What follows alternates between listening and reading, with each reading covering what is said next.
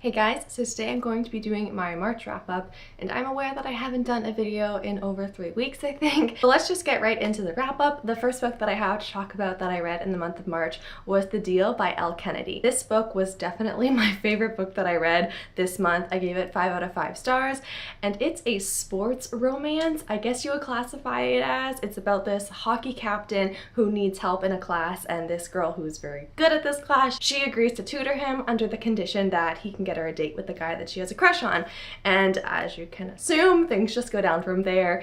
It's really, really funny. The main character, Garrett, I think had a lot of humor. He was unashamedly who he was, and I thought he really brought out the best in our female character, Hannah.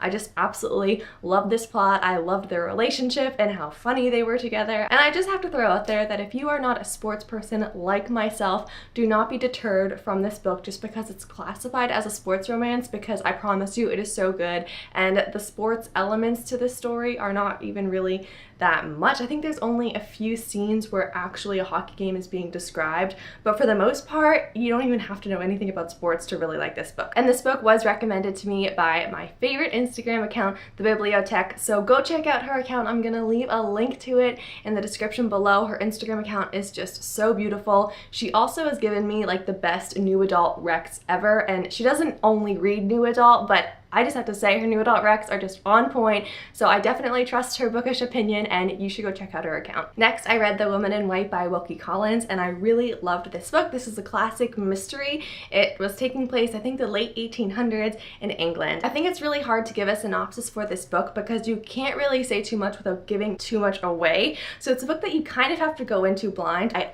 love the way this is written. It is written in letters and diary entries and from different character perspectives that kind of tell the story and bring the elements of this mystery alive. So it's just a really cool book, a really great classic, and if you're like myself and you want to read more classics, definitely read this one because it was so readable, so enjoyable, and I read it on my Kindle for free, so that's always a perk. Next, I read The Silent Wife by A.S.A. Harrison, I believe.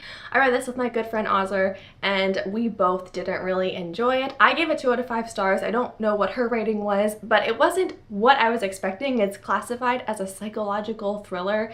It was not suspenseful or thrilling at all. It was about this woman whose husband, not really her husband, is cheating on her. They actually never officially got married, although they've been together for over 20 years.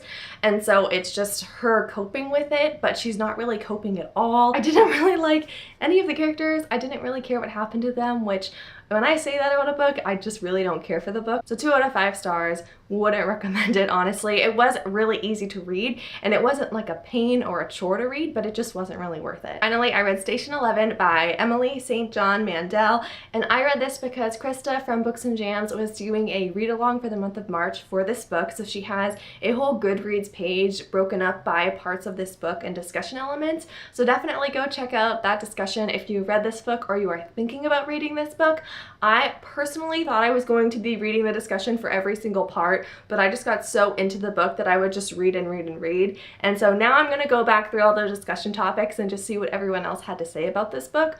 But this book was not what I was expecting at all. I honestly didn't really know what it was about. I kind of went into it blind, just knowing that it was a well-loved book. Set in a post-apocalyptic society, there's been this flu outbreak that killed 99% of the world's population, and society has pretty much collapsed at this point. So this story just follows a set of characters.